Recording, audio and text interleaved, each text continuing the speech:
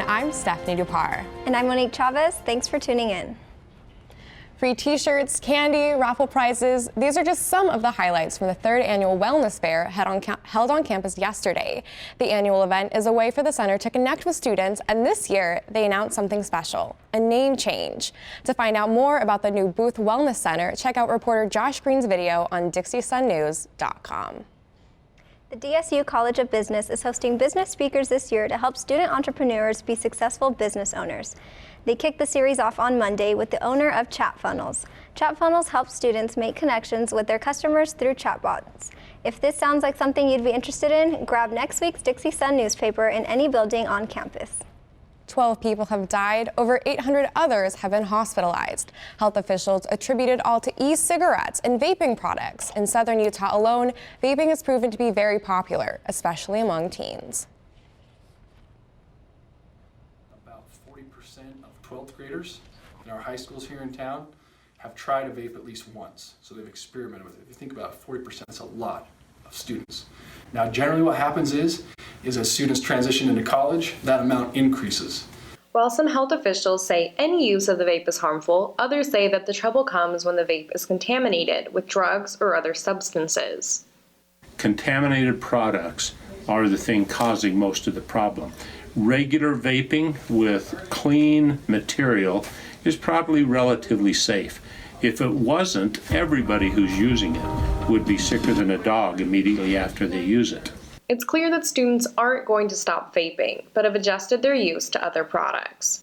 Yeah, I actually stopped juuling. Yeah. He got rid of his juul. But I'm still smoking on the puff. Like, there's this one thing called the puff. Yeah. I'm still smoking on that, but I can't hit as much as a juul.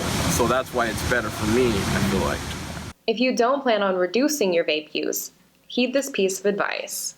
If you're going to vape, make sure you're using clear and clean products.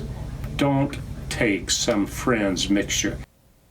The Utah Department of Health passed an emergency rule yesterday restricting the sale of flavored e-cigarette products to tobacco specialty retailers who have special permits from the health department. State legislature is looking into further administrative action. Had trouble parking lately? Well, you're not the only one. Reporter Jackson Chapman did some investigating to see what measures are being taken to deal with this issue. Parking at Dixie has always been a topic of debate. I took a look at what students think about the availability of parking and what administration is planning to do in the future. If you have an early class, you usually get a good parking spot, but once you're like 10, 11 o'clock, it's pretty full. If I don't get here during that interim period between classes, then I can't find a spot at all. People complain about it every year. I've been here for 22 years and it's always a complaint, but you know, this year it's starting, there are fewer locations where you have parking available. I feel like it has been getting a little harder to find parking recently. Any other university you go to, you know you're not going to get to park right next to the building that you're going to. It's just, we're past that now, but we are trying to think ahead and get ahead of the parking issues. So what is administration planning to do? A couple of for sure locations for new parking are where the We Do is, which is the Whitehead Education Building across 100 South. Just south of the Shiloh dorms, there is a yard that used to be the facilities yard. All those sheds come down, making that one parking lot along 1000 East a lot bigger. And what do students think about the rumor that in coming years the price of parking passes will increase? At BYU, they're about $120 a semester instead of $50 for the whole year. So I'm okay paying for that, but it would suck if it went up the price. If it increased without really doing anything about parking, to me that seems senseless. Now if there was a point to it to maybe increase parking the next year or something, then it would make sense. For Dixie Sun News, this is Jackson Chapman. We will have more details as the story unfolds. If you're an artist and would like to leave your legacy at DSU, listen up. The DSU University Marketing and Communication Department is hosting a cash prize mural contest. The mural will encompass the entire west entrance to the new Trailblazer Tunnel, located on 400 South. This original art piece will serve as a front door to DSU. The winner will receive a $1,000 award as well as a featured spot on all DSU Trailblazers Art in the City's promotional material. Applications close on October 15th and at 5 p.m., so don't wait. The artist will be selected on November 1st. Dressing for success is important, but it also comes at a cost. Last night, JCPenney and the DSU Career Center held a special event to help students get the outfits they needed at prices they can afford. Suit Up is a shopping event held at JCPenney by the DSU Career Center, aimed at helping aspiring students build a professional wardrobe on a college budget. This is the first event of its kind at Dixie State and was met with great success. The Suit Up event is so important because we're just helping out our different students that are about to enter the workforce as they graduate, and so they're going to want to have professional wear, and obviously we want to make that affordable for our students, and so this is a really great opportunity for that. While most students were focused on building their post-college wardrobe, some younger freshmen were getting in on the action, trying to find versatile pieces for interviews that would last their college career. I've been having a lot of interviews lately, and I don't have necessarily a good, I have slacks, but I don't have a good shirt to go with it, so I was just trying to find a good professional shirt. So my friend told me about the advertisement, and she's like, hey, we should go check it out, we have some interviews coming up, and I was like, yeah, okay. Affordability and accessibility were a big theme of the night. Students who brought their student ID were given an extra 30% off all existing sales in the store, leading some shoppers to get up to 60 or 70% off the full price. It's a good way to get some nice professional looking clothes for a better deal than a lot of places, because professional clothes are more expensive than just regular clothes. So hopefully now students are more prepared to face the working world and can do it confidently with style. The Career Center is hosting more events such as a resume boot camp on October 15th and 16th and a career tour in Phoenix, Arizona during fall break. The 2019 Miss Dixie Pageant is 3 weeks away, and the 27 contestants just completed their third week of practice. The Miss Dixie Pageant began in 1951 and remains the largest preliminary pageant for Miss Utah in southern Utah. The pageant practices consist of learning choreography, filming promos, and practicing their interview and social impact statements. The winner of Miss Dixie will go on to compete in Miss Utah in the spring. The pageant is on October 22nd at 7:30 p.m. in the Cox Performing Arts Center. Tickets are $5 with the Dixie ID and $10 without. While Germany is celebrating its 209th Oktoberfest, Dixie State is celebrating its first. The International Student Service is hosting Oktoberfest tonight in the Gardner Ballroom from 5 to 7 p.m. The event will include non-alcoholic drinks, dancing, games, and a yodeling contest. Be sure to get there early because there will be a free beer stein for the first 150 people. There's bird mania in Zion National Park over the spotting of a new chick. The new chick is a California condor, a type of vulture known for being the largest flying bird in North America and is classified as a critically endangered species. The chick, known as Chick 1000, is the first successfully wild-hatched condor within the park since recovery efforts started in the 90s. Chick 1000 was spotted taking its first flight last Wednesday, creating hope in preserving the wild California condor. I was just at Zion a few months ago, and I remember the park ranger saying that the condor egg was there, so it's so nice to see that the bird was able to hatch. I'm not usually one for bird watching, but I think I'll make an exception for Chick 1000. Same. When we come back from break, Cindy Cole, our DSU Title IX coordinator, will join us to talk about sexual assault. Radio Dixie 91.3. We don't play that. Nope, not that. The big fat no there. That's what we play. And stuff like that. On St. George's only alternative, Radio Dixie 91.3. Oh, and from 9 till midnight, we play this. I need a one dance. And this. Radio Dixie 91.3 FM. There is a place where rocks bleed and nature blushes on a battlefield green with envy, where dimples determine destiny and a tiny wooden T holds the outcome in the balance. There is a place where friends are opponents and opponents are friends, where the prize is elusive, the conquest is captivating, and the score isn't settled till the drinks are down. There is a place. I say Take the road less traveled, run free, unwind, unravel, someplace outside with lots to do. Green trees, red rocks, and don't forget that blue sky. The sunshine shining, sunshine pouring on me. Think I might just stay a while. Say hooray all day because the sun is gonna shine on me. Sun, it's gonna shine on me. Sun's gonna shine on me. If you're just joining us, I'm here with Cindy Cole to talk about the red zone.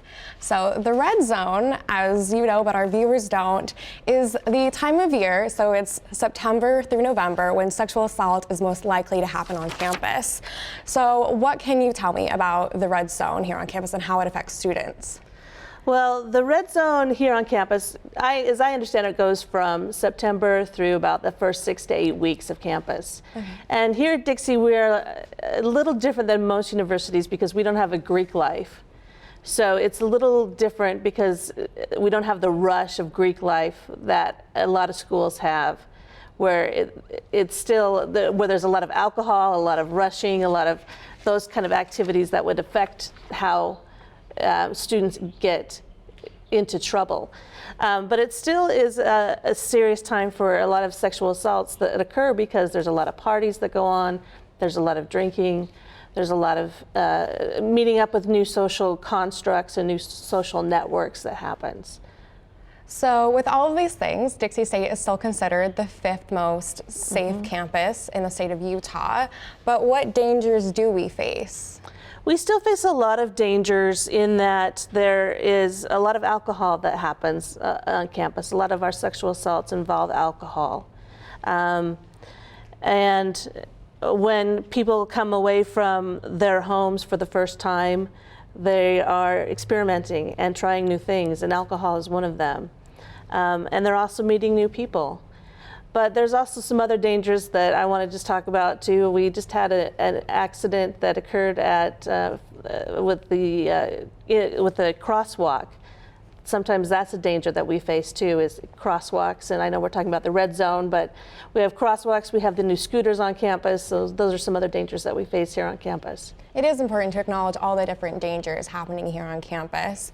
And so talking about here on campus, we have the university with their policies with Title IX. How have they adapted those policies regarding sexual assault? Well, our policy was recently changed in 2016, and it's going to be changing soon in the coming year. We're waiting for changes to come down from the Department of Education. And those changes could include requiring cross-examination during hearings, which are now not currently required, but could be required in the future. Also, it could be requiring that only on-campus sexual assaults be investigated by the university. Currently, we investigate all cases involving students, if the perpetrator is a student, if we have control of the harasser, as we say. Mm-hmm. So those are some changes that could be coming down to the policy. So with these survivors, what resources does Dixie State have for them? We have a lot of resources. First of all, we have the Health and Counseling Center, which is one of our greatest resources. And students can go there. Their phone number is 435-652-7755. They're a great resource for students. Go there. They have free counseling for students that's available. We also have the Dove Center that's available in town. They have a 24-hour crisis line that's available. And they also provide counseling services. They have group therapy. They have individual therapy that's available there as well. As for the university, we can provide counseling, as I said, through the Health and Counseling Center, and we can provide no contact with the perpetrator if the victim wishes that. We can provide safety resources, housing relocation, academic support if they want to change classes, if the people are in the same classes, things like that. So we have all of these resources to help survivors, but sometimes we have to get down to the deeper issue, which is the perpetrators. So what is the university doing to discourage the perpetrators? Well, the police department has come up with some new programs, some new campaigns, and one of them is called Start by Believing. And that's believing when someone tells you that they've been a victim of sexual assault. if someone is brave enough to reveal to someone that they've been a victim, this campaign says to believe them, because most people don't just start talking about it without some kind of background to it.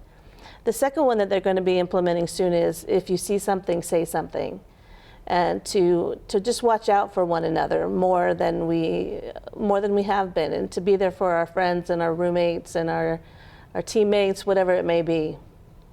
I remember the police coming to the library with their Start by Believing campaign. I think it's very impactful, very powerful, both great messages. Thank you so much for your time. Thank you. When we come back, Michael Sanduscoy has the latest with RMAC Players of the Week, football's third win in a row, and the latest in women's soccer.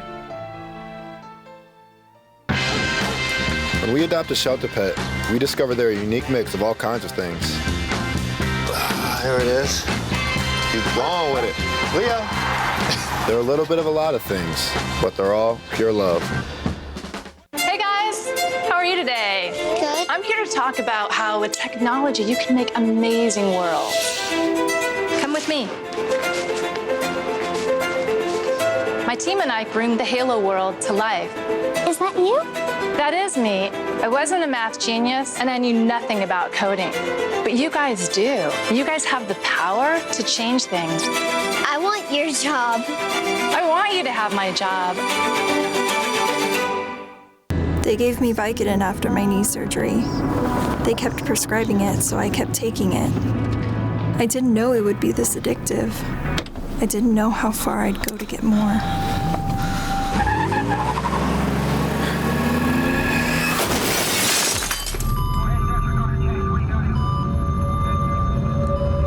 Opioid dependence can happen after just 5 days. Know the truth, spread the truth. Back up the pass, he's gonna score! 22-yard touchdown! The Dixie State University women's volleyball team split their last 2 games, losing their winning streak.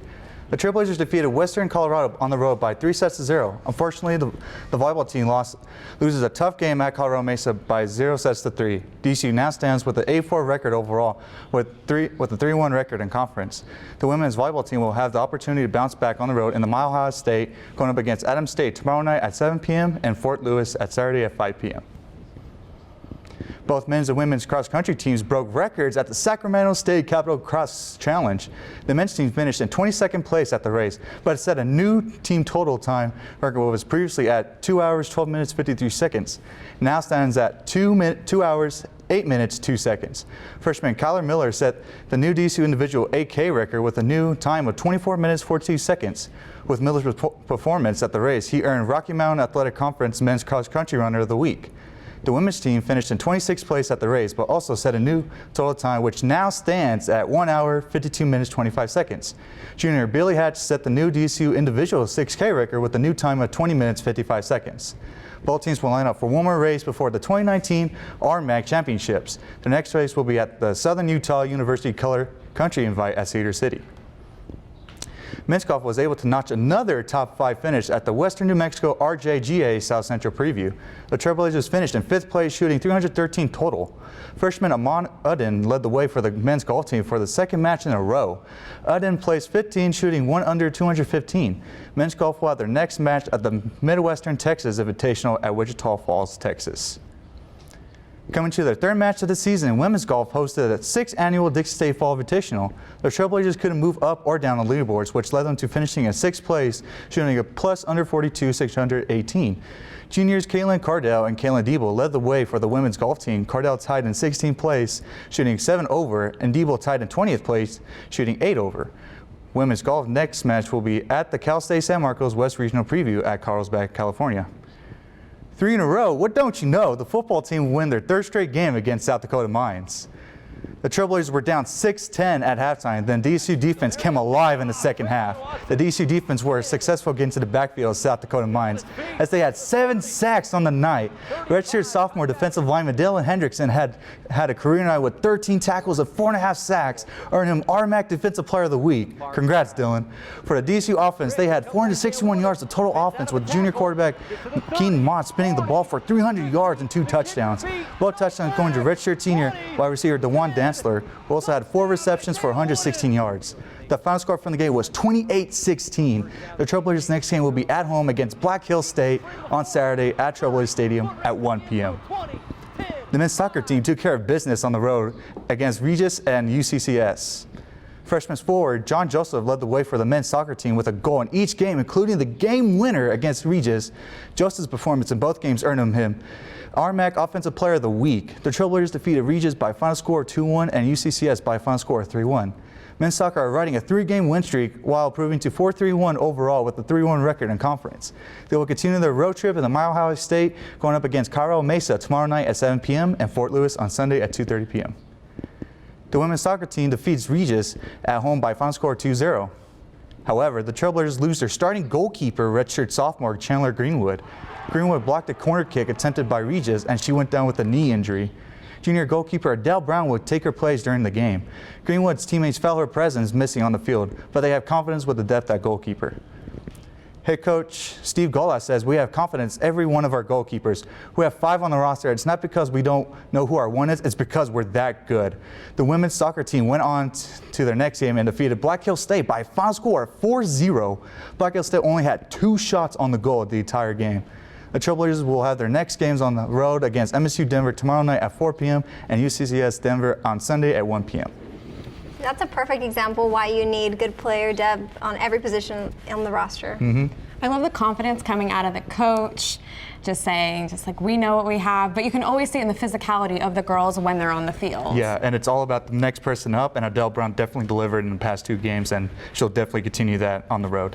And Dixie Sun News would like to issue a special thank you, or happy birthday rather, to Michael. It's his birthday. Happy birthday to Michael. And that's it for this week's Dixie Sun News at noon. Catch us here next week, same time, same place. Have a great week, Trailblazers.